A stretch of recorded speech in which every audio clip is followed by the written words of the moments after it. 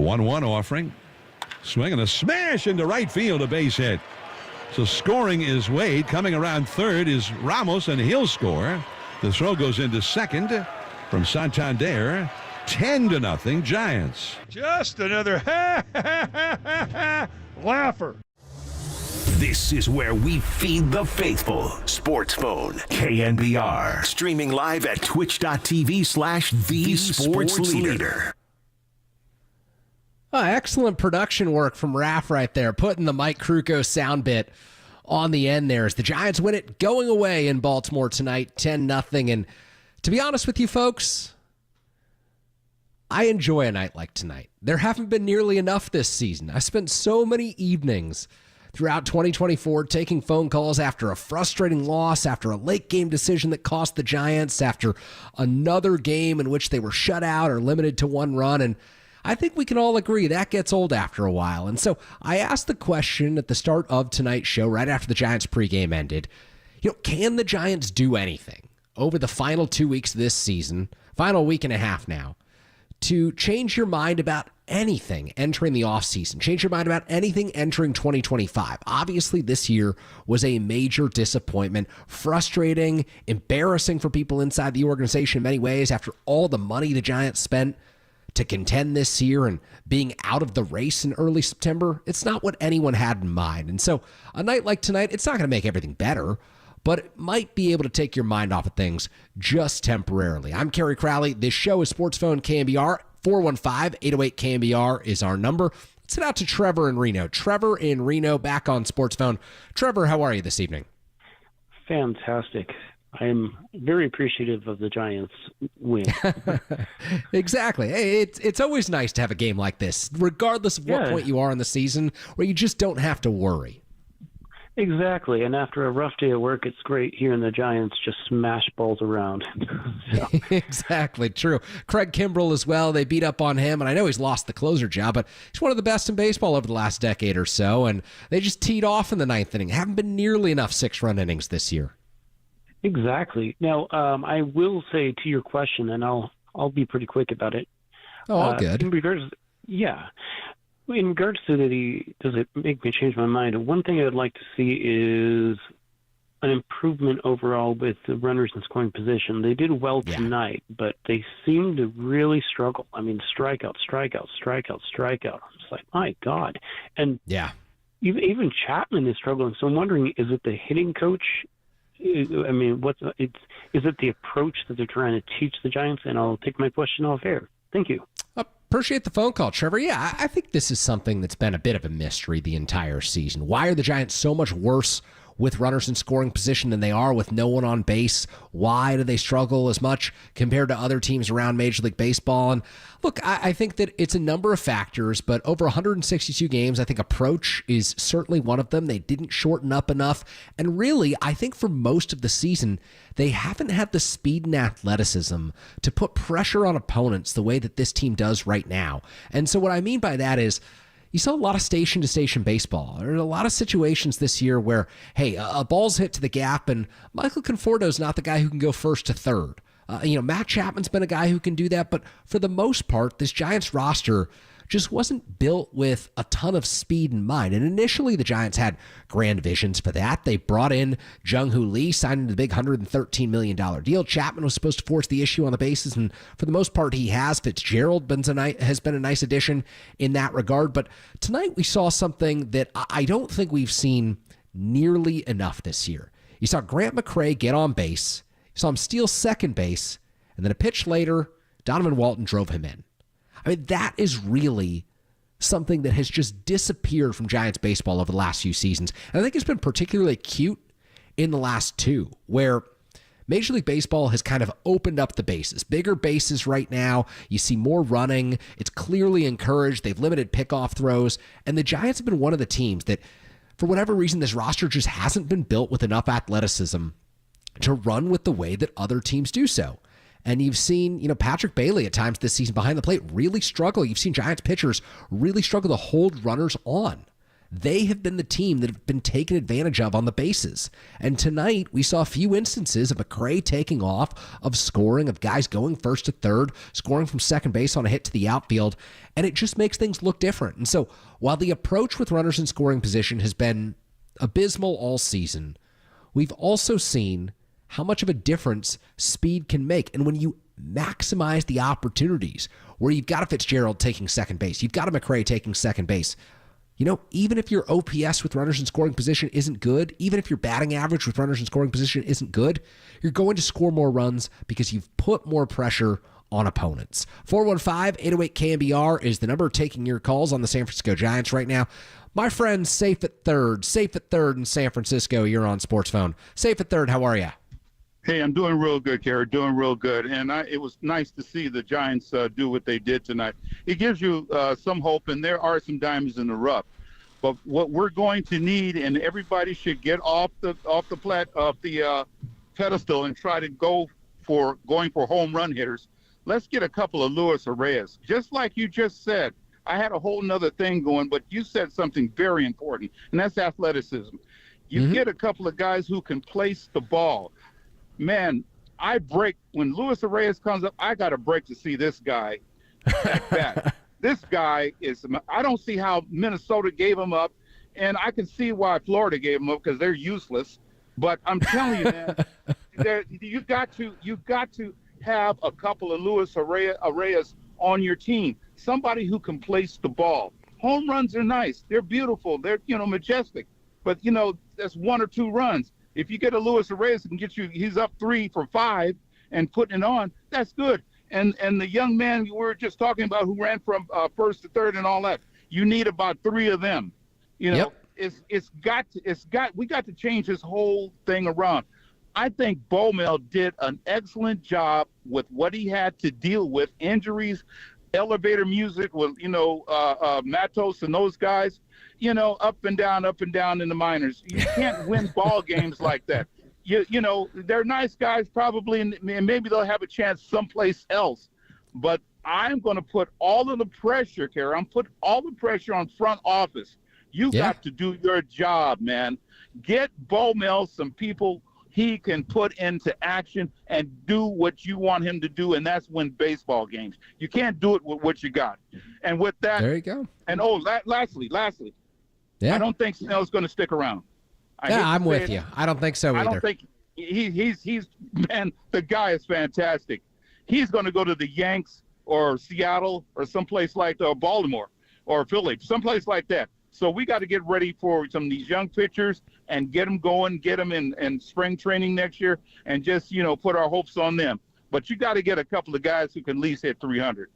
There you go. Safe at third. They're safe at third. Always fun stuff. Always appreciate his phone calls. Great call. And I think a lot of very valid points.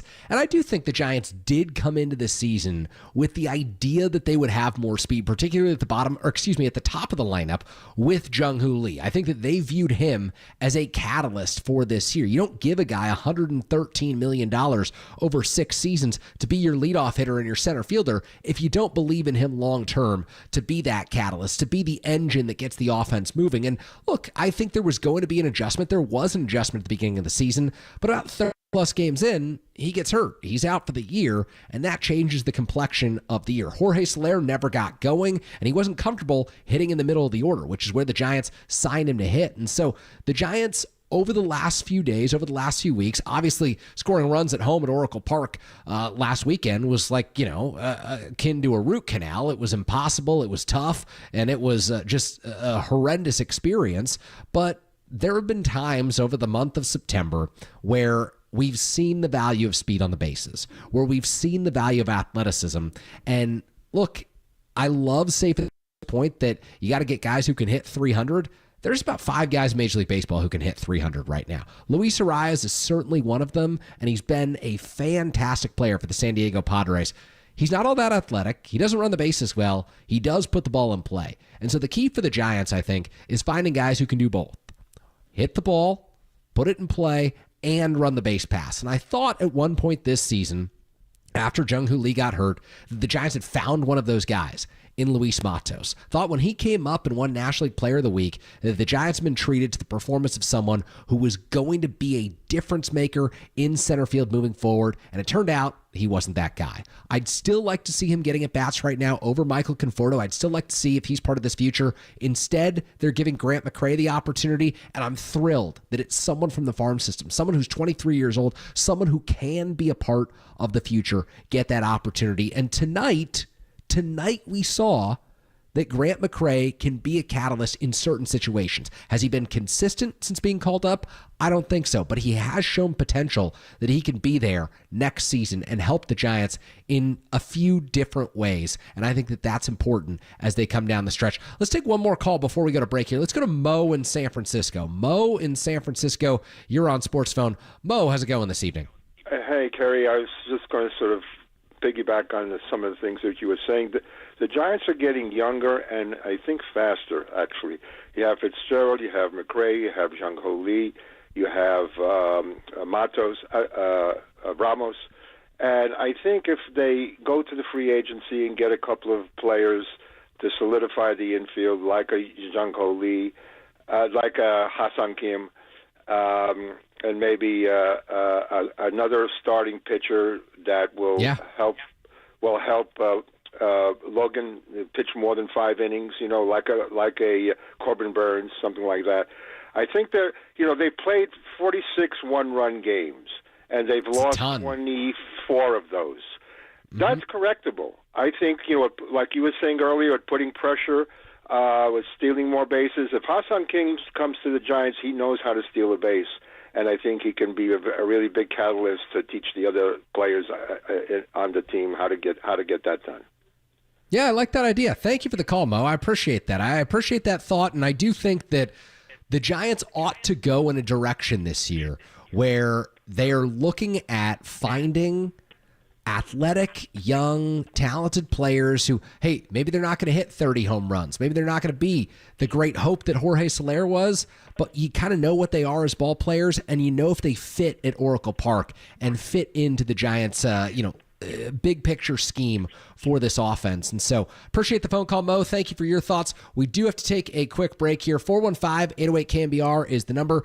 May connect with Andrew Baggerly at some point over the next hour or so. He's been out at Camden Yards in Baltimore this evening covering this 10-0 Giants win. But for now, we're going to take more of your phone calls. I see a few people on the board. So we're going to head a quick break, and then we will be right back here on Sports Phone, KNBR 104.5, 680, the sports leader.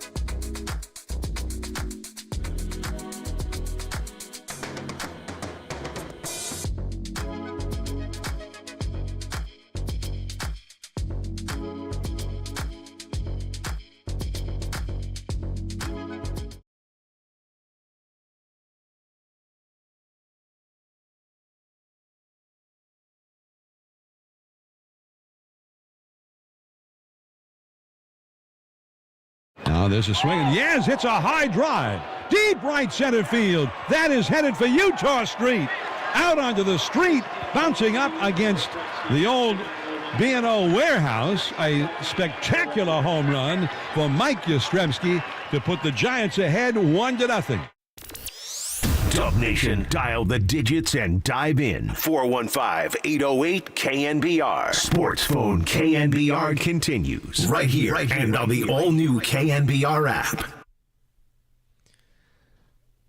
All right, we are back here on Sports Phone KNBR. Kerry Crowley rolling with you until 9 o'clock this evening. 415-808-KNBR is the number, as I said at the top of the show.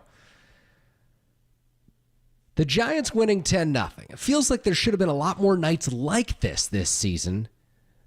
And while you're not going to get all that excited about one when they're out of the playoff race, when they're focused on the future, it is nice to just sit back and not be angry and frustrated for one evening.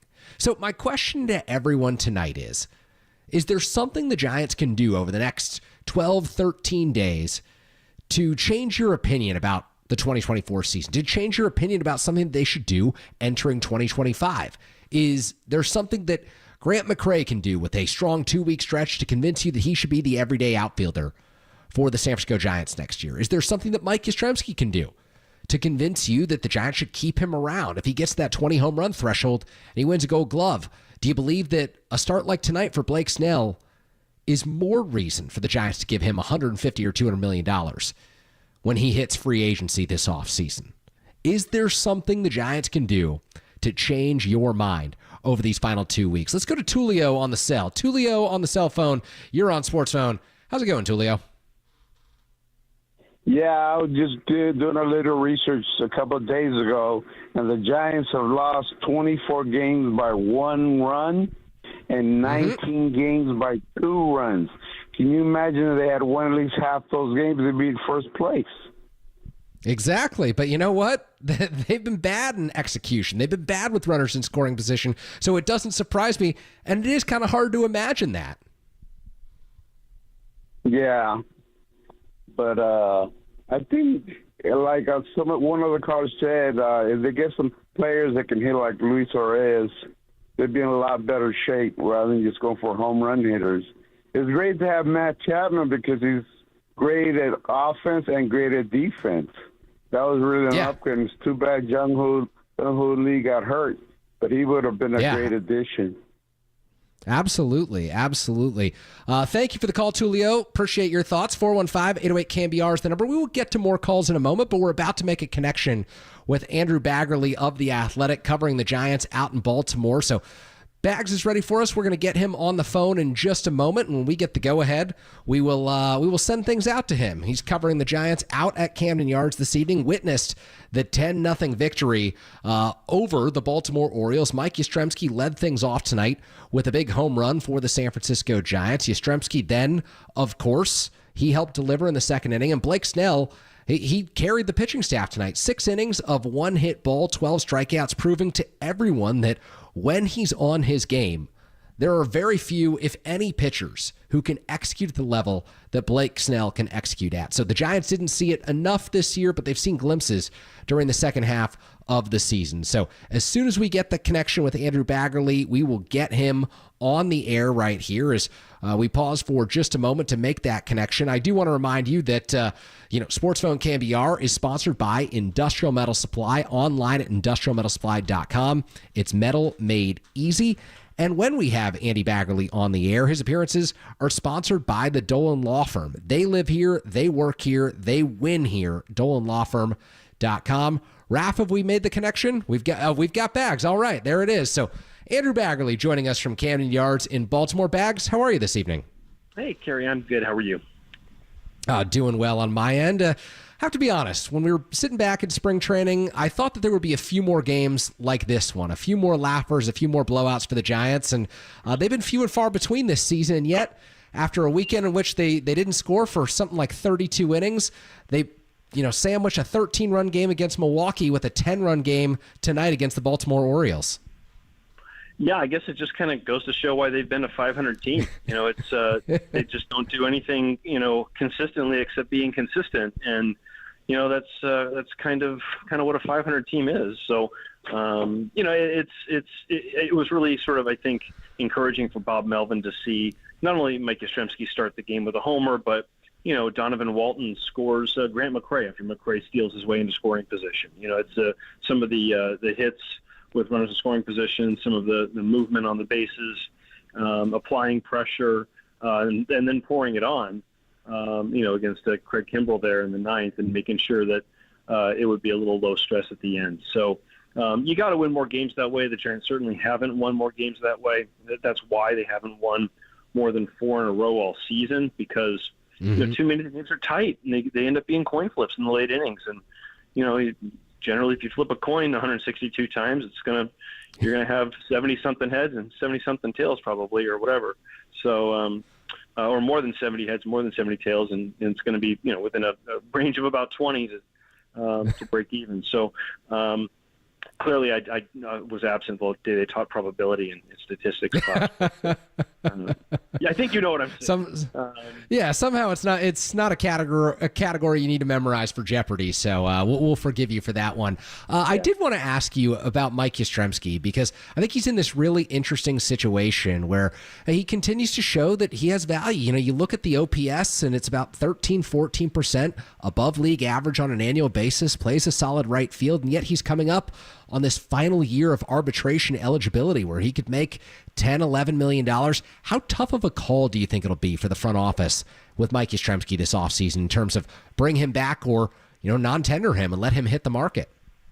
Well, I think it really just sort of matters what they value and what's important to them. And I think, if you're looking at the things that they said about Matt Chapman, where we want a guy who's comfortable here, who's demonstrated that they play well here, that has staying power. A guy's, Yastrzemski's, 34, but he still plays exactly like the first week he was a Giant in 2019. I mean, he really has remained very well conditioned. He's got a lot of life in his legs in the outfield. He's not a guy who's dragging the bat in September. He's playing his best baseball in September. So you look at all that and you think, yeah, this guy looks like he could be, a valuable player over the course of a full season again next year.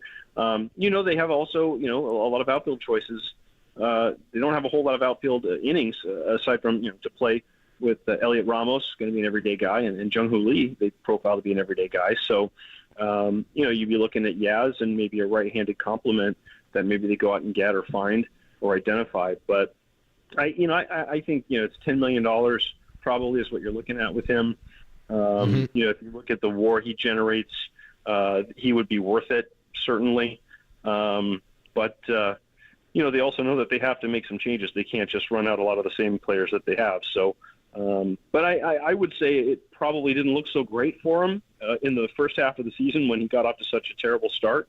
But he's pushing, he's making a case, and now it's looking like it's maybe not a slam dunk, but it seems like it's trending the right way for him. Yeah, absolutely. The back of the baseball card looks a lot more like you would anticipate for Mike Yastrzemski at this point of the season right now. Chatting with Andy Baggerly, he's out at Camden Yards, covered the Giants this evening. And Bags, another Giants outfielder who's made a number of strong impressions over the last month. Grant McCray, what does the future hold for Grant McCray? Because obviously Jung-Hoo Lee is the guy who's going to be the everyday center fielder when he comes back and he's healthy. And McCray's a very toolsy player. He's come through the organization. He can hit the ball 400-plus feet. He can steal you bags as he did tonight. What do you think 2025 looks like for him?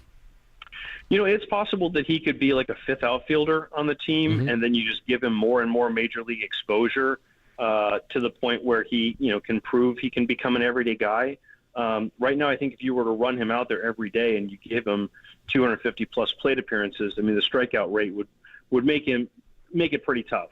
I think to play him every day, I think he would get exposed a little bit. I mean, it's past where Joey Bart's strikeout rate was in his time as a Giant. So, and you know what? You can have a 40% strikeout rate and be a big leaguer, but you better be O'Neal Cruz or Ellie De La Cruz and have that much defensive value and that much overall value as a player. And McCray certainly does bring a lot of defensive value in center.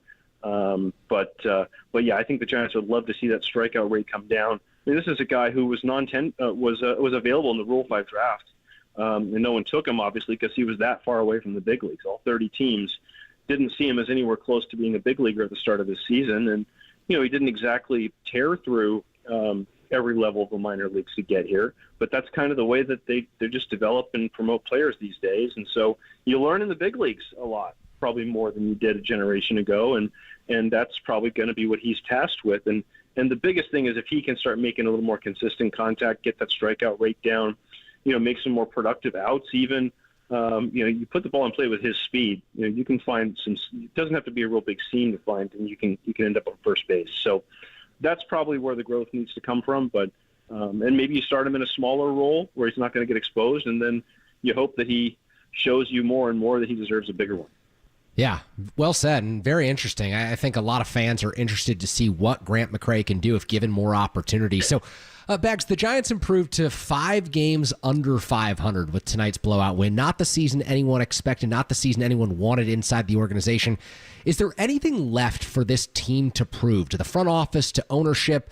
Is there anything that they're looking for, particularly at the ownership level, you think, over the final 2 weeks of the season? Do they want to see, how Bob Melvin coaxes this group into stronger play over the final 10, 11 games here? Do they want to see particular players step up? What are you particularly watching for? Oh, I think they want to see, just professionalism. They want to see a team that is competitive, and they want to see some fight, and they want to see some growth, and not like Bob Melvin said the other day, it's looking like instructional league out there. I mean, that can't continue because, that kind of play is what cost Gabe Kapler his job, when he had a year to go on his contract. And I don't think that Melvin is really under that same microscope. I think the expectations, were obviously pretty huge for him this season for this team overall, but I don't think that they're necessarily going to ponder a change there. But it does reflect on him. It reflects on the coaches. When you have a season that goes sideways and you pay into the luxury tax, that some changes are going to be made on some level.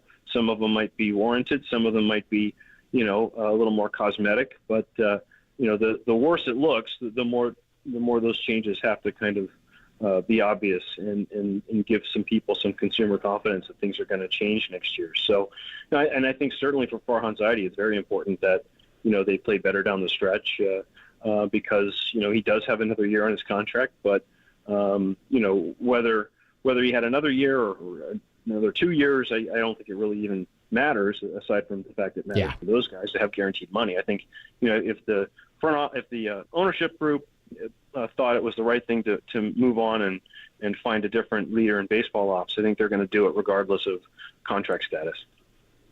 Yeah, absolutely. I want to ask you 2 more questions about recent pieces you've written, really some of, I think, the best of the Giants beat this year. And one of them is about your story about how the Matt Chapman deal got done and Buster Posey playing a really big role in the negotiations or helping out in a way that maybe Giants fans didn't anticipate that Buster Posey would help out in his current ownership role. And so, just in your experience of following this ownership group and seeing Buster kind of evolve over the last 2-3 seasons as he's taken this more seriously, what impression do you get in terms of the influence that Buster wants to have moving forward for the San Francisco Giants, Bags?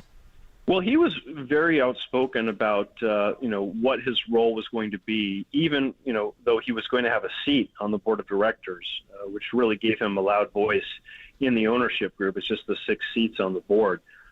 He really wanted to be in listen and learn mode. And he wanted to, learn the things he didn't know about, running a baseball team and basically, hey, when you want my input, tap me on the shoulder and I'll give you my honest thought. And now, if he sees something he doesn't like, and if he sees something that isn't going the way that he likes, I think he's more willing to speak up.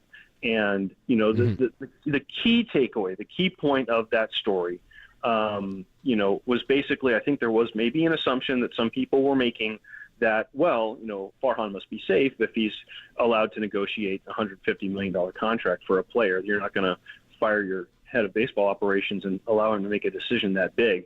And then let him go a couple weeks later. I think the takeaway is that's really not an assumption that you can make, because this was something that was a big priority for the ownership group. They love Matt Chapman. They love everything that he stands for. They love the example he sets, the fact that he plays hard every day, that he's out there every day. He's played like 95% of their defensive innings at third base before going on the paternity list today.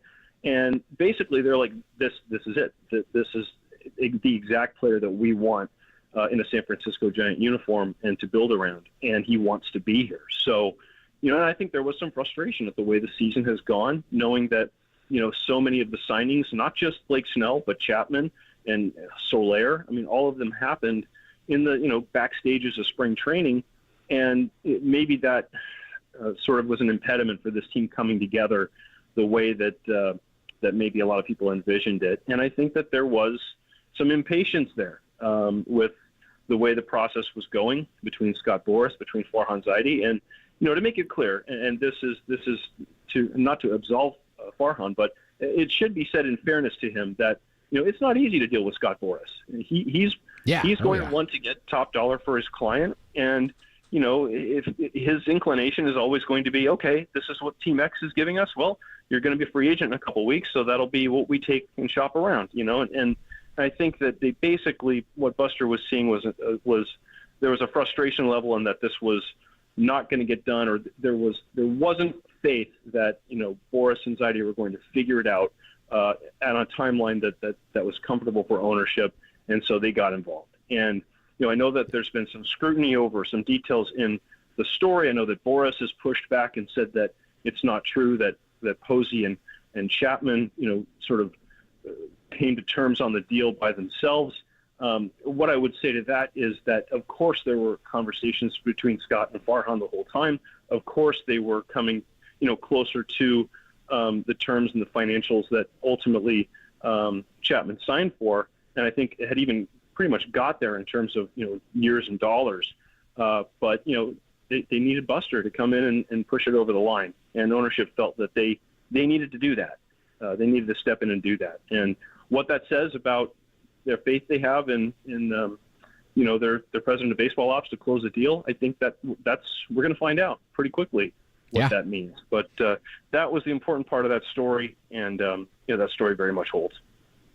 Yeah, very much. I mean, it was just one of my favorite pieces I've read on the Giants beat this year, and I'm really, really glad that you reported it. The other one that I thought was so illuminating for me, I think, from the outside in, it seems as though Bob Melvin can be very stoic in the dugout. It seems as though the losses may not hit him as hard as they hit other folks. You did a tremendous exclusive with Bob where he really opened up about how much this season has weighed on him and weighed on him in a personal way. And I'd love for you to just talk about the interview process and kind of how it opened up Bob Melvin and his thoughts on this 2024 season and where it didn't go for him.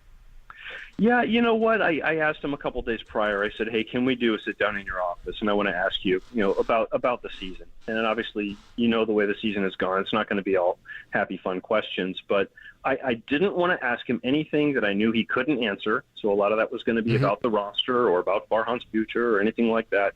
And I wanted to make sure that what I asked him was very open-ended. He could take it any way he wanted. He could be someone who falls on the sword. He could be someone who holds himself accountable. He could be someone who offers up excuses. He could be someone who, complains about how this, that, and the other thing didn't work out that they were counting on.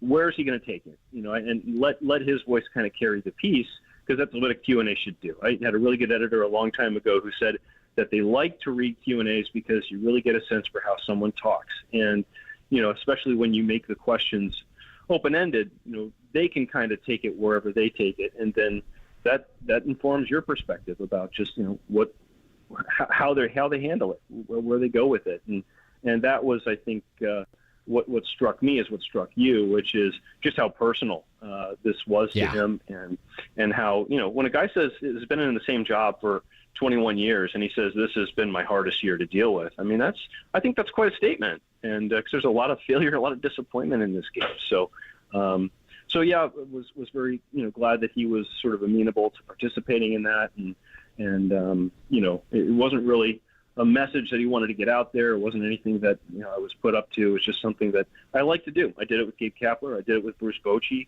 especially in the years that went sort of sideways. I remember Boch one time I did that with him in Miami, and he acknowledged that he snapped in the dugout way too much. He wasn't positive enough when he needed to be. And that can be really illuminating when you see how someone whose job is essentially to evaluate people and evaluate performance every day, to get their own evaluation of their own performance, I think can really be kind of illuminating. So I'm glad you enjoyed that one, and that's one that certainly was a priority for me to do at some point down the stretch here. Yeah, the best players show up in September and October, and the best beat writers do as well. Andrew Baggerly on the UMA guest line of The Athletic. Thank you so much for joining us this evening. Always appreciate it, and look forward to reading more over the final 2 weeks here. Thanks, Kerry. Appreciate you. All right. He is Andrew Baggerly of The Athletic, does a great job. And again, I just think the end of the season, you learn so much about why things went wrong, what went wrong, and what can be fixed, how an organization thinks about certain issues, and how an organization views a big picture at the end of the season. And Bags does as good of a job as anyone in Major League Baseball at breaking that down. We're lucky to have him covering the San Francisco Giants for The Athletic. So appreciate him joining us on the other side. We'll see if we can sneak in a call or two here as we are going to transition talking San Francisco 49ers in the 8 o'clock hour. Giants win at 10-0 over the Baltimore Orioles. We're taking a break here on KNBR 104.5 680, the Sports Leader.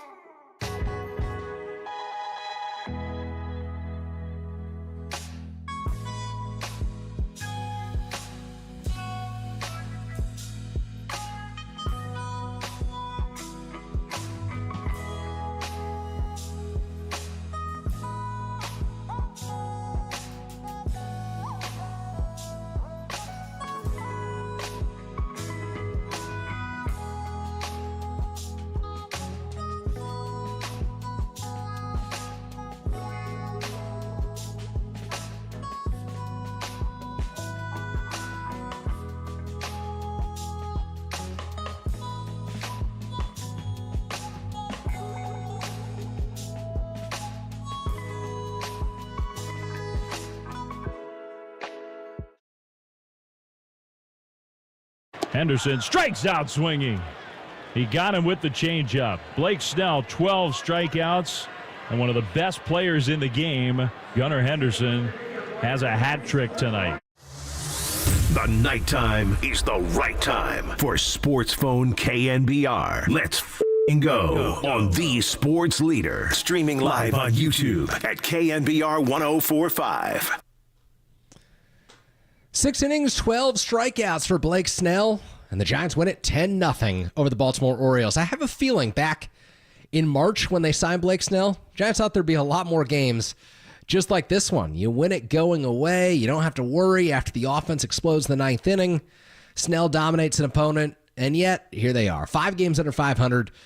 September baseball rendered mostly meaningless for the San Francisco Giants ball club. 415-808 KNBR is the number. We're talking 49ers at 8 o'clock. I've got a few thoughts on Brock Purdy and what he must do this week against the Los Angeles Rams. But first, we're going to take one more call.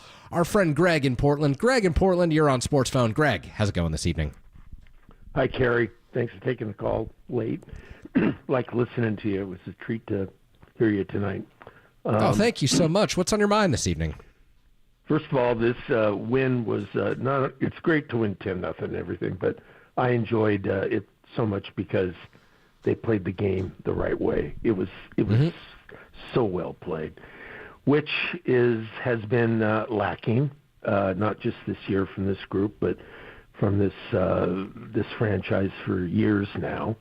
And my take is listening to you tonight. Remember, you started with what would you change, or what needs to be different for the next season. I don't think anything is going to change fundamentally with the Giants until there's a change at the very top, which is not likely. The Johnsons are the majority. The Johnsons are the majority owners, and they look at the Giants as an investment. It's not a passion to them. Their passion is Republican politics. And where your treasure is, that's where your heart is.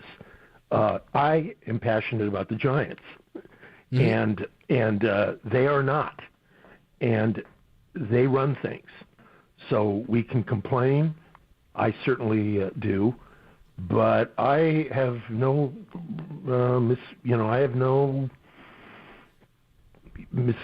just don't think it's going to change. I think next year will be more the same, just like it has been since this regime came on in 2016. Bochy left, Zahidi, and they're just mediocre. And you go back and they're one game over 500 in the last decade, Greg. It's 10 years of baseball and they're one game over 500 in those 10 years.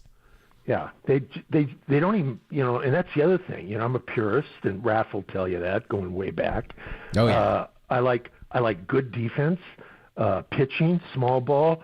And but if you want to win 10-0 with 10 home runs, that's okay too. But they don't play good baseball. The base running and just it's just this is the way they are. And sorry, and also San Francisco Giants fans are like me. They're national, passionate, and but they've got us. They've got us right where they want us.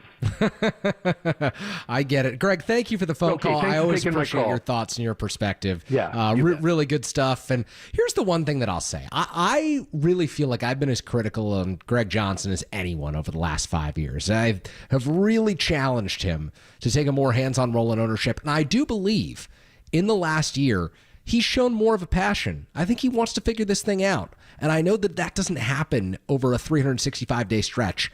But I do think that they are committed as an ownership group to spending more money, to turning this product into a winning product. And I don't know that they always go about it in the right way. And I don't know that they always make the right decisions in terms of, leadership and who they're hiring, who they're acquiring, all of the front office acquisition, player acquisition stuff.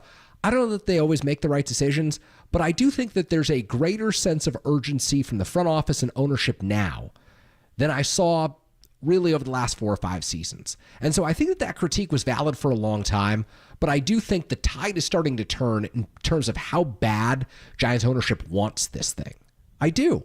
Now we'll see this offseason if they can carry that, if they can continue that spending, if they can continue to show a sense of urgency, because the spotlight's on when you lose, and you lose in 3 consecutive seasons, the spotlight is on. But I do think that there's some incentive, and there's this pressure that's growing from within to actually turn this thing around. And I don't think it's all because of the noise from the outside, the noise that folks like myself and folks like Greg, our last caller, helped create. So I do think that the tide is starting to shift just a little bit. And again, that doesn't mean that you're going to win. It doesn't mean that there will be results. But I do think that there's more passion than I've seen. So more coming up next. We're going to talk 49ers football here in the 8 o'clock hour. Reminder, you're listening to KNBR and KNBR FM San Francisco, a Cumulus media station. This show is Sports Phone KNBR. You're listening to KNBR, the sports leader. And that's the other thing. I'm a purist, and Raph will tell you that going way back.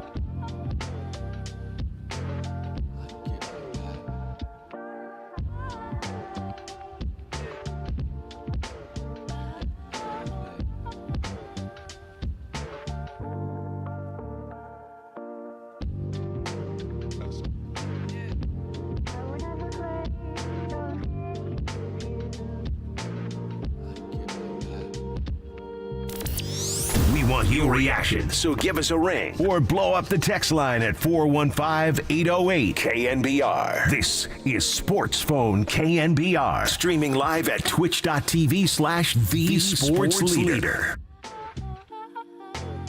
All right, we are back here on Sports Phone KNBR. Kerry Crowley rolling with you until 9 o'clock this evening. A reminder that this show is sponsored by Industrial Metal Supply, online at industrialmetalsupply.com. It's metal made easy. Talked plenty of San Francisco Giants baseball tonight, have discussed plenty about Blake Snell and his future, whether it should be with the San Francisco Giants, whether the Giants should look to rebuild, do other things this offseason. I want to thank everyone who's dialed in so far. 415-808-KNBR. You folks have been great. The text line's been hopping as well. Had some technical difficulties this evening, but we've tried to get through them on my end. And again, all of those are my fault. Our producer, Raph, has been doing a sensational job manning the board this evening, so appreciate him and all the work that he has put in. And with that, I want to talk some 49ers football. We're going to get into some X's and O's for this weekend against the Los Angeles Rams, and specifically some X factors for the San Francisco 49ers, but we'll do that next segment.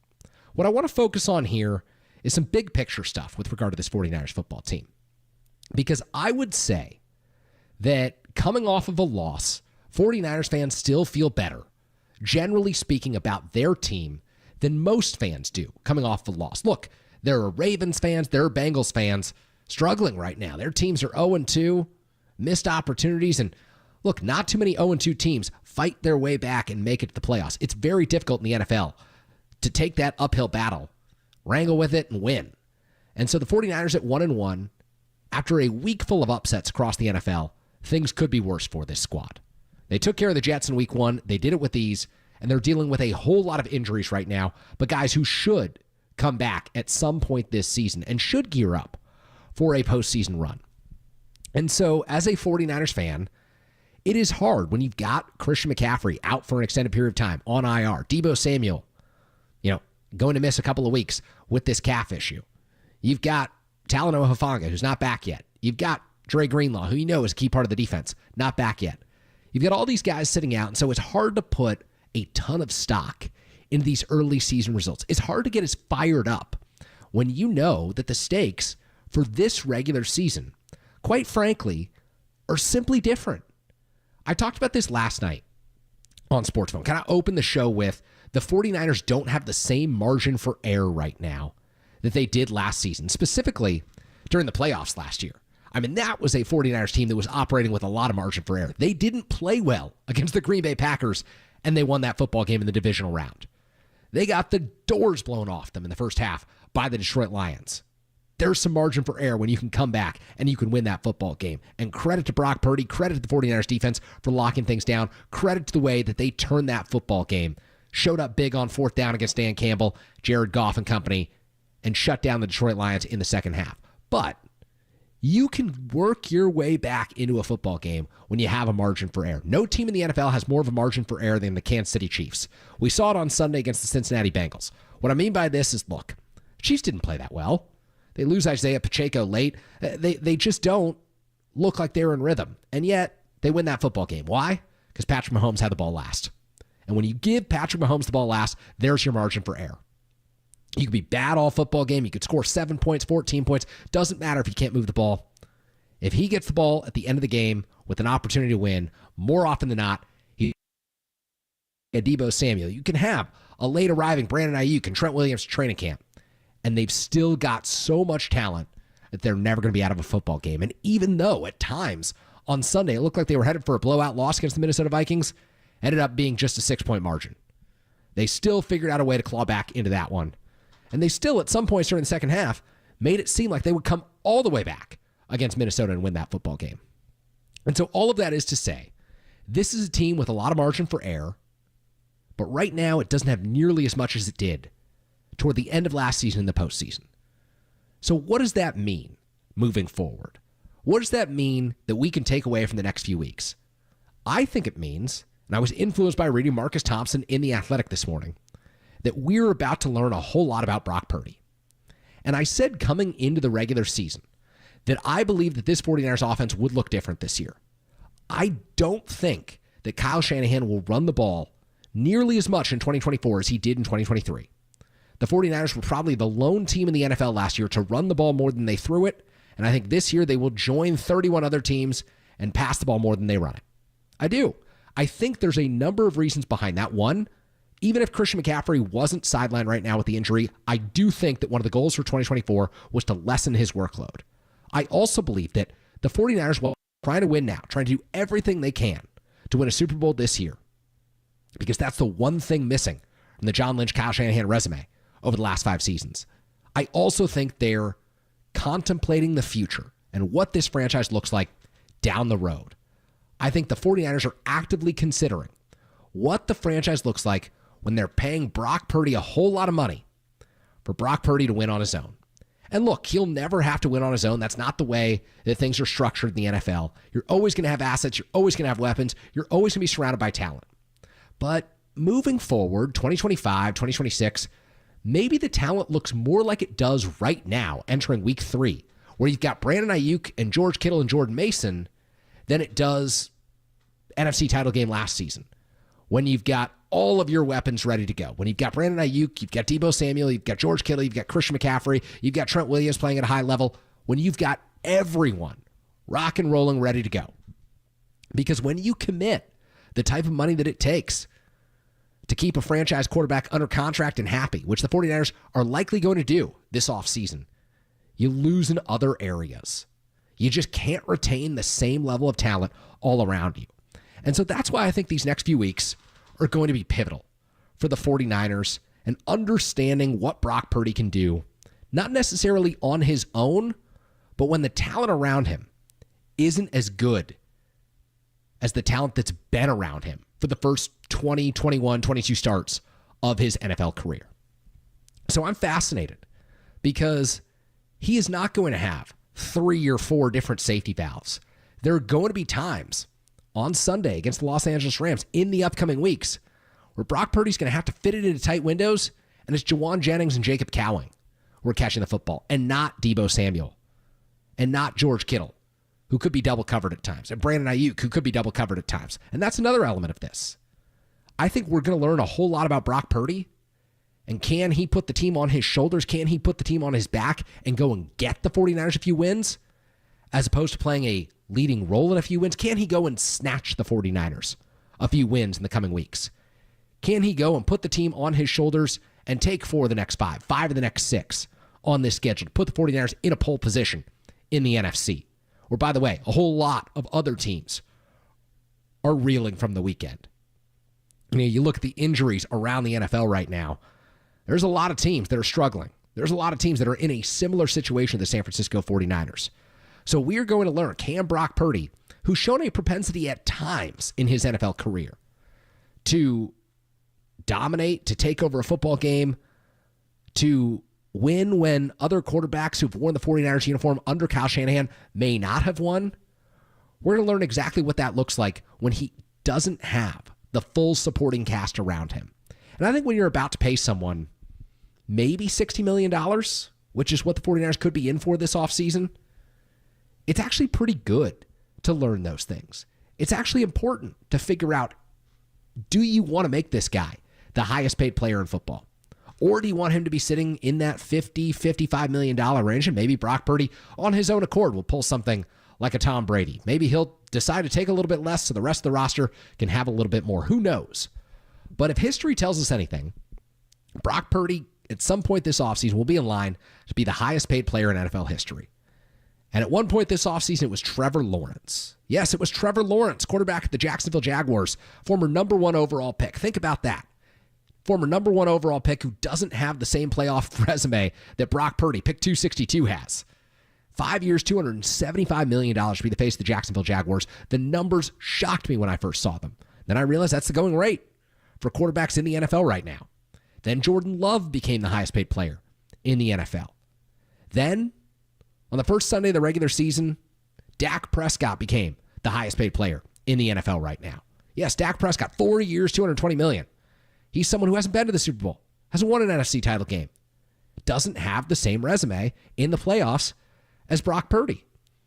And you can point to other factors. You could say that, Lawrence has incredible arm talent, and it's just been slow time for the Jacksonville Jaguars to build up their franchise. You could say that Jordan Love has shown all of the tools necessary to keep the Green Bay Packers' incredible run of having stability at the quarterback position in order, going from Favre to Rodgers to now Jordan Love. You could say that Dak Prescott has done everything the Cowboys have asked of him and has positioned himself to win this opportunity, to be the guy who's paid $60 million a season. Because pretty soon, just about every NFL quarterback, 3-4 years from now, every starting quarterback, good to mediocre to just simply established and veteran, that's going to be the going rate. It really is. You're going to see Patrick Mahomes at some point when the Kansas City Chiefs restructure that contract. He could be the first $75 million guy. I mean, I think I read Mike Sando in The Athletic a few weeks ago where he was talking to executives around the league, and they said, what would happen if Patrick Mahomes reached free agency? Would someone pay $100 million? Undoubtedly, someone would. Because as I started off this segment talking about, he gives you margin for error. On Sunday against the Cincinnati Bengals, did Kansas City play a great game? No. But Patrick Mahomes had the ball last. That's margin for error. How much margin for error does Brock Purdy provide the 49ers? I really believe that we're about to find that out this week. As Marcus Thompson wrote, the critics are lining up. They're ready to assemble against Brock Purdy if he can't get the job done over the next few weeks. They know that Christian McCaffrey's out. They know that Deebo Samuel won't play. They know that Brandon Ayuk and Trent Williams were late arrivals and may not be operating their full capacity right now. So what does that mean for Brock? It means it's time to put things on his shoulders, which we've seen him do during different time periods as the starting quarterback for the San Francisco 49ers. Now can he do it 3, 4, 5 weeks in a row, however it may take, to ensure that by the time all these players come back from injury, by the time that Samuel and McCaffrey and Hufanga and Greenlaw are back in the 49ers starting lineup, that this team is ready to roll. We shall see, folks. It's going to be a very, very fun ride. On the other side, we're going to wrap things up talking San Francisco Giants at the end here. Matt Chapman signed the 6-year, $151 million extension with the San Francisco Giants just a few weeks ago to become the second highest paid player in organizational history. Will Blake Snell follow in similar footsteps and return to the Giants on a long-term deal this offseason? Blake Snell, we know, will hit the open market. I don't anticipate any sort of an extension getting done. I think that what you saw from Chapman was just kind of the right circumstance, but I'll get into that in just a moment. There's so much to talk about with regard to the San Francisco Giants team, even at their current state where they ain't headed for October. In fact, all they've done over the last few months is disappoint. But nevertheless, the conversation, the chatter about this team rolls on. I'm Kerry Crowley. This show is Sports Phone KNBR. It's been a privilege talking with you throughout this evening. We'll wrap things up on the other side. You're listening to KNBR 104.5, 680, the sports leader.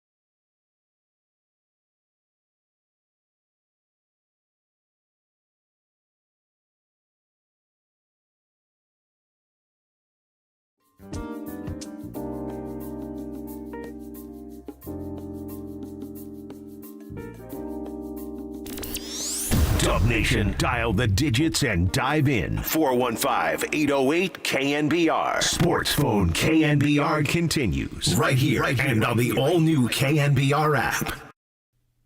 All right, we're back here on Sports Phone KNBR. Kerry Crowley rolling with you until 9 o'clock this evening. As promised, our conversation about the San Francisco 49ers continues. We've done plenty of Giants baseball tonight. Obviously, Blake Snell with the outstanding start in Baltimore. Have debated Blake Snell and his future, whether it should be with the San Francisco Giants or elsewhere, and some plenty of heated opinions on that over the last few weeks, really, on Sports Phone. But right now, we're going to keep things focused on the San Francisco 49ers team that's coming off of the 23-17 loss to the Minnesota Vikings on Sunday.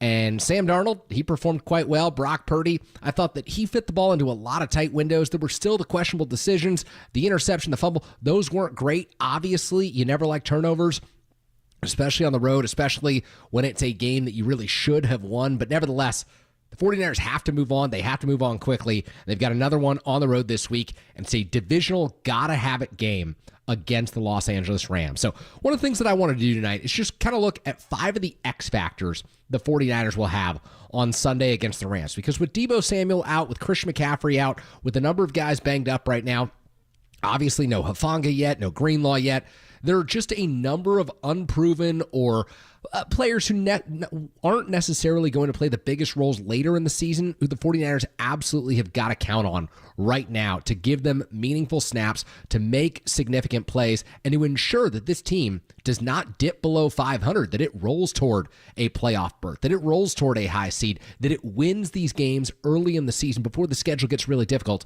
that the 49ers need to be winning. And so with that, let's dig right in. We're not going to take Brock Purdy. Obviously, just talked about him for a while. We're not going to discuss the quarterback and why he's an X factor. We'll look at other positions on the field and how specifically they will be important against the Los Angeles Rams and Sean McVay. So let's go right out to the wide receiver position. Obviously, Brandon Ayuk and Brock Purdy, that's the connection that everyone wants to see get going. And I truly believe that it will this week against the Los Angeles Rams. There are a lot of folks posting all 22 video on social media today that convinced me that Brandon Ayuk actually had a better game than the stat line gives him credit for, because there were situations where he got open against Minnesota's defensive backs where the 49ers just didn't have the play geared up for him, where Brock Purdy didn't see him, where the offensive line, it collapsed and allowing Minnesota's defensive front to get to the 49ers quarterback. And so I do believe that a breakthrough could be on the way for Brandon Ayuk. But the X factor at the receiver position, I believe, against the Los Angeles Rams this week is Juwan Jennings. And it could be a big week for Jacob Cowings. The 49ers potentially try to get him involved with no Deebo Samuel. But I really believe that Jennings is the guy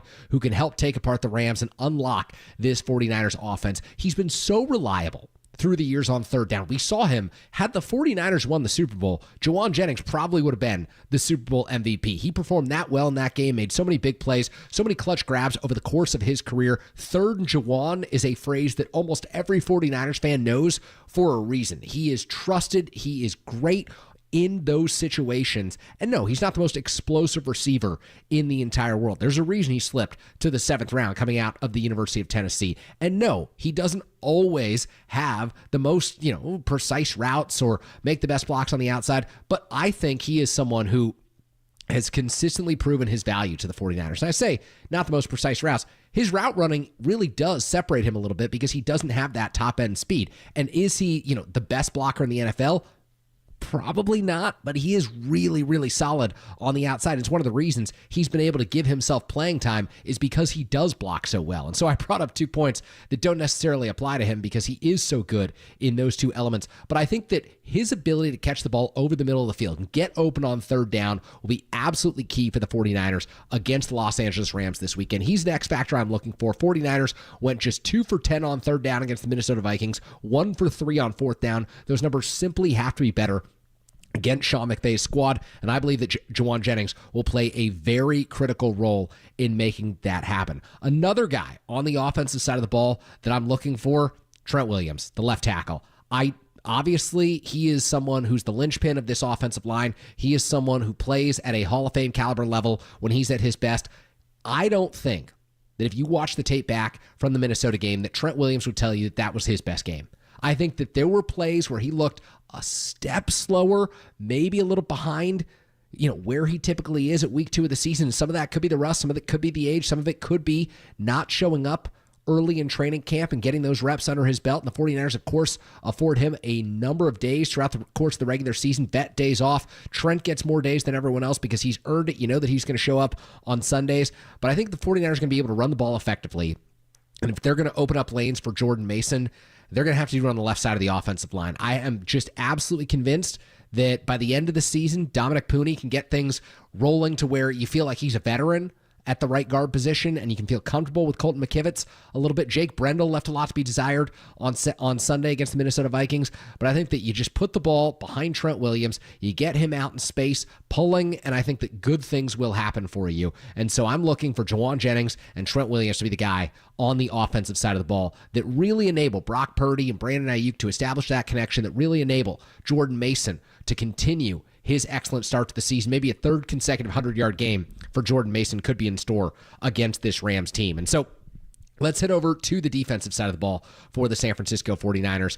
And the main X factor for me is, regardless of whether it's Leonard Floyd or Yetur Gross-Matos, it's got to be someone else providing a significant pass rush against Matthew Stafford, because this is a Rams receiving core that has lost Puka Nacua and will be without Cooper Kupp this week.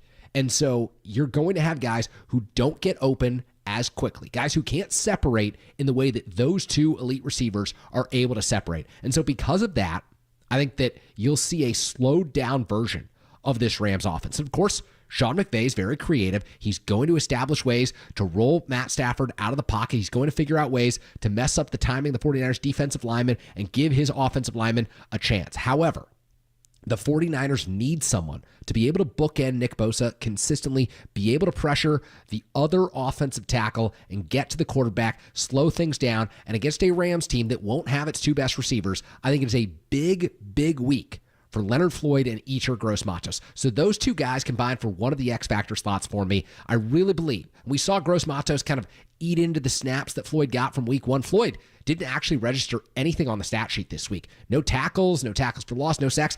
Guy didn't show up in the stat sheet. That has got to change against this Los Angeles Rams team. Up next, Devondre Campbell. You're looking at someone who's playing next to Fred Warner, who just had a sensational game on Sunday against the Minnesota Vikings. 49ers very well could have been blown out if not for Fred Warner on the defensive side of the football. The interception, the forced fumble, he's accounted for 3 turnovers in 2 games. He is playing at a Hall of Fame caliber level. And I said this in the preseason. He's kind of on a Hall of Fame trajectory right now. You look at the All-Pro honors in his career, if he does this for 3 or 4 more seasons, you're looking at someone who'll be in Canton one day. And that's a big ask. You're looking at, 4 more seasons. What's that, 72 more games? 17 games, you're probably reducing that. Maybe they go to 18 at some point, but you're also talking about playoff games where you continue to build that legacy in the NFL. If he stays healthy and he continues to play at this level, we're talking about an all-time great for a franchise that has had no shortage of elite linebackers. The question is, until Dre Greenlaw gets back, can anyone fill that void? Devondre Campbell, I think this is a Rams passing attack that will look to exploit him. You will see Matt Stafford check down this week. You will see the Los Angeles Rams with a slowed down passing attack and less separation on the outside try to expose the middle of the field, because I don't think that their receivers right now can hang with Deommodore Lenoir and Charvarius Ward. There will be times where the Rams throw outside the numbers, but I think that if Sean McVay is looking for kind of a hole in this defense right now, it's throwing the ball away from Fred Warner and throwing the ball to where Devondre Campbell is, who he's covering, and they will take, regardless of whether they've got someone who's a veteran or someone who's just filling in right now on that offense, they will take that matchup against Devondre Campbell. So it's a big opportunity for him to step up for the San Francisco 49ers this week, and I'm looking for him to make some plays for this defense. Now, someone else I'm looking for on the defensive side of the ball, Jair Brown. And Jair Brown has got to reverse course this week. He took responsibility for the 99-yard reception that Justin Jefferson caught against the 49ers that allowed the Minnesota Vikings to go up 10-0 on Sunday and take control of that game. Played the audio for you last night on Sports Phone. Jair Brown said he simply wasn't good enough. He let that happen. It was his responsibility to stay with Justin Jefferson and make sure the best receiver in football didn't get behind the defense. That is something that happens in high school. It's something that happens in college. It cannot happen in the NFL. It can happen if it's a surprising player getting behind your defense, someone you don't expect. But when you know the Minnesota Vikings target Justin Jefferson deep down the field as consistently as they do, you cannot let that happen. So this week, Jair Brown, there's no Puka Nacua, there's no Cooper Kupp. You can't let anyone get behind you. This is not a 49er secondary that I think excels at stopping deep downfield passing plays. It is not a 49er secondary that I would say is even above average in passing coverage, particularly with Talanoa Hufanga out right now. I think that Brown and Hufanga are both better coming up and stopping the run, stopping screen passes, stopping the intermediate stuff over the middle of the field. I don't think that they are elite at preventing deep downfield passes, and we saw the 49ers get exposed on Sunday, again with Jefferson and the Minnesota Vikings. That can't happen this week. You know that if you're Matt Stafford and you have time to throw the football this week, you're going to be looking to expose the back end of the 49ers defense. If the 49ers play zone, and there's a time when, Deommodore Lenoir isn't in a deep third, or Charvarius Ward isn't in a deep third, and the 49ers are relying on Ward to come up and make plays, and you've got Jair Brown and George Odom over the top, whether it's cover 4, cover 2, wherever they put their shells, the 49ers are going to need Jair Brown to have a better football game on Sunday against this Ram team that has faced him before and knows the 49ers can be exposed at the back end of this defense. So I'm looking this week, I'm paying close attention to a number of different X factors. On the offensive side of the football, we've said it already, Juwan Jennings and Trent Williams. And Trent, pretty obvious pick. I mean, your left tackle, paid like the best left tackle in football, is the best left tackle in football when he's at the top of his game. Very obvious selection there. Juwan Jennings, with no Deebo Samuel and the established connection that Jennings has had with Brock Purdy in the past, critical the 49ers get that going. On the defensive side of the ball, it's the end opposite of Nick Bosa, Leonard Floyd, Yetur Gross-Matos. Those guys have to rush the passer. They have to get to Matthew Stafford, and they must knock him down. Then it's Devondre Campbell. You know that you're going to see a lot of short to intermediate passes against Sean McVay. A lot of 11 personnel, so your linebackers are going to be flexed in space. I anticipate some nickel, some dime from the 49ers on defense if Nick Soren's comfortable going to those packages. Obviously, they use a lot of nickel. Dime, maybe not so much, but they're going to need to rely on someone at the linebacker level, not named Fred Warner, to step up. Devondre Campbell's that guy right now. Let's see it. And then back into the defense, Jair Brown. Can't let anyone get behind you. Jair Brown has to play an important role in a 49ers win on Sunday. 49ers trying to put this Los Angeles Rams team behind them, trying to put this Minnesota Vikings loss behind them, and they take the field on Sunday. So when we come back, we will wrap up tonight's show. One more thought on the San Francisco Giants, Blake Snell, and so much more as we head closer and closer toward this offseason. Final road trip of the year. Giants and Orioles back on the air tomorrow. We'll wrap up tonight's game on the other side. You're listening to Sports Zone KNBR. I'm Kerry Crowley, rolling with you just a little bit longer here on KNBR 104.5, 680, the sports leader.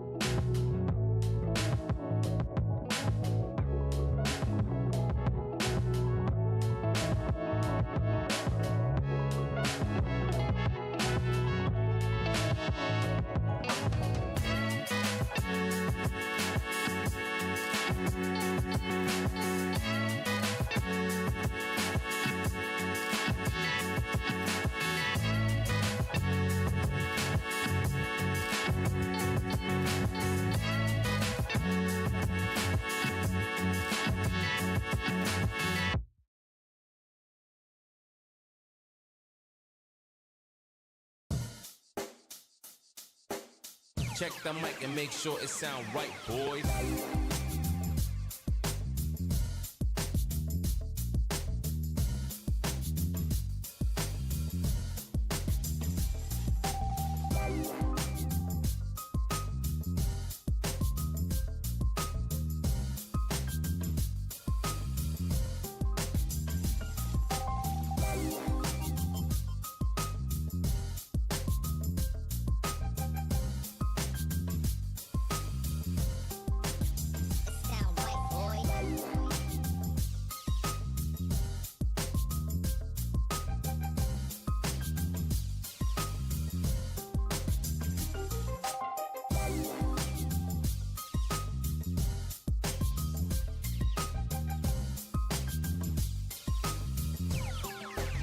It sound right, boys.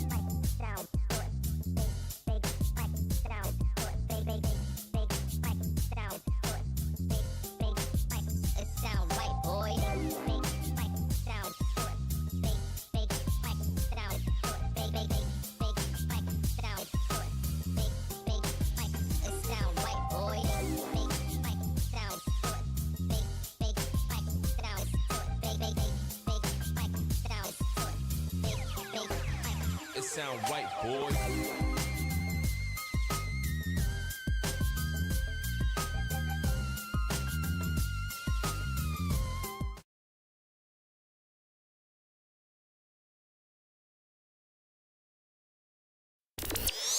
This is Sports Phone KNBR. Dial the digits or send us a text at 415-808-KNBR. We're streaming on YouTube all damn day at KNBR 1045. All right, we are back here on Sports Phone KNBR. Kerry Crowley wrapping up tonight's show with you as the Giants win it 10-0 over the Baltimore Orioles at Camden Yards, one of the best ballparks in all of baseball. You thought that maybe at the beginning of the season, the Giants and the Orioles in mid to late September, this would matter. This would have some big-time implications for the playoff race. And the Orioles, they're still jockeying for position, that American League East, that American League wildcard race.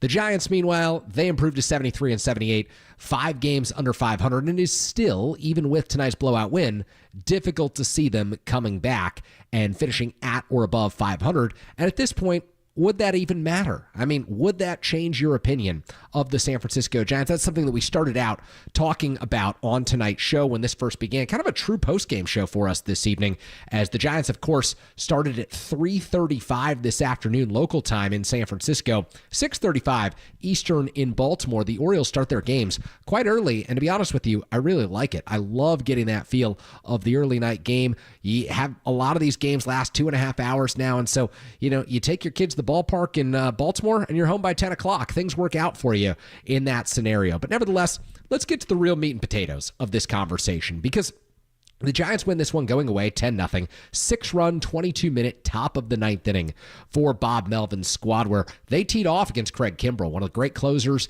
in baseball over the last decade or so, and the Giants made things look easy tonight.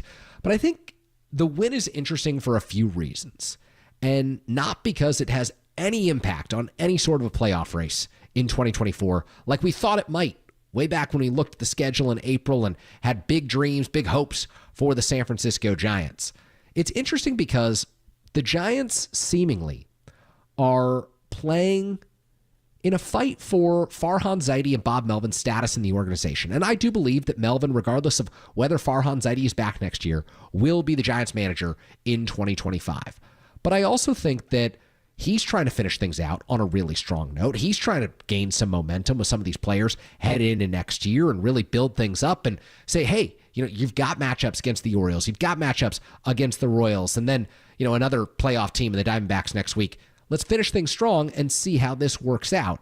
And yet, you look at tonight's box score, and things are very good for the Giants. 10 runs, 10 hits. Blake Snell allows just 1 hit in his 6 innings while striking out 12, reminding everyone how great he can be.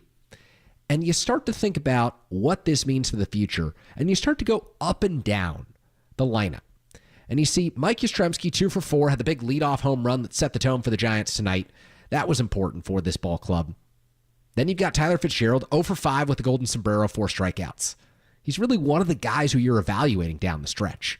Fitzgerald's someone who you want to see finish the season on a high note because he will be on this 2025 roster. You've got Lamont Wade going 2 for 5, including contributing a 2-run single in that 9th inning. You got Elliot Ramos going 1 for 5 with the late double. Michael Conforto, 1 for 5, driving in 2 runs. Patrick Bailey, 1 for 5. Grant McCray, who is someone who's very much competing for playing time next year, he goes 2 for 2 with 2 walks as well, so he reaches base 4 times. Donovan Walton, 1 for 2, and Brett Wisely, 0 for 2, but he knocks in 2 runs with some strong situational hitting, including a sacrifice fly tonight. And I bring up all those names and all of those numbers for this reason.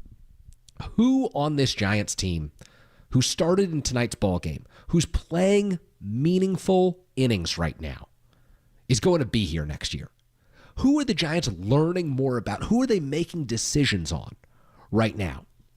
Because you go up and down this lineup, and it seems as if there just aren't that many guys who will be counted on, or at least shouldn't be counted on, next year. Blake Snell, who spins the gem tonight in the 10-0 win, he's going to hit free agency. And you can debate whether the Giants should sign him to the long-term deal that might cost them $150, $200 million.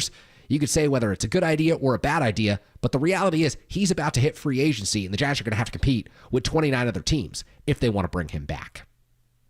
So you're not learning a whole lot about him right now. You know how good he can be when he's on. You know how bad he can be when he's off, which the Giants learned, unfortunately, at the beginning of this season. So you're not learning anything about Blake Snell when he dominates the Baltimore Orioles in the fashion that he did tonight, improving to 4-3 with a 3.31 ERA. Now at the top of the lineup, are you learning anything about Mike Yastrzemski in these final days of the regular season? Giants are going to have a very difficult decision on Yastrzemski this offseason. Because of arbitration, he's going to be heading into the final year of it. He'll be scheduled to earn about $10, $11 million next season. He brought the OPS up to 754. He hit his 16th home run of the season. By all accounts, he's finishing the season strong, but entering next year, can you count on Yastrzemski in the outfield? Can you really expect him to take down 100-plus games in right field for you and feel better about your opportunity to make the playoffs? I fielded a ton of phone calls on Sports Phone over the course of this season where people have had very polarized opinions on Mike Yastrzemski. I think he can be a winning player on the right ball club. Is the right ball club the San Francisco Giants, or is this a team that needs more power and a little less glove from their right fielder? Because right now, Yastrzemski, good for about 18, 20 homers a season with a stellar glove in right field. Will it always stay that way? Probably some regression next season. He's been about 13, 14% better than league average. Hitter at the plate this year. Is that good enough to merit $10, $11 million next year? The numbers might say yes. You know, the analytics experts might say he's worth that in terms of his WAR, his value, his production. But I think anyone who's watched this team knows that it's going to be a complicated and difficult decision, whether it's Farhan Zaidi or someone else making the choices this offseason. So are you learning a whole lot in this final week? Is he swinging you one way or the other? He might be one of those guys who is playing for something meaningful right now. He might be one of the players who does have something at stake. But you look at a 10-0 win, and you want to see the guys who are going to be here next year contributing to that. Tyler Fitzgerald, the shortstop, 0 for 5 with 4 strikeouts. Strikeouts are still a big part of Fitzgerald's game. You didn't learn anything about him tonight. There's still some holes in his swing. Still got exposed, and you're still hoping that he can finish this season as hot as he started that second half. Or he was just on a tear, had, just an incredible history-making stretch. What was it, 14 home runs in something like, 3 weeks there? It was amazing. And he hasn't quite been able to recapture that magic in the month of September.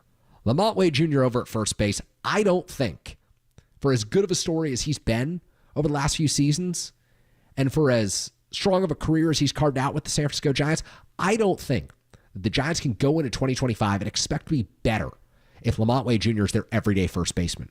And folks, that's what this is all about. It's all about figuring out how to get better next season. So I don't know.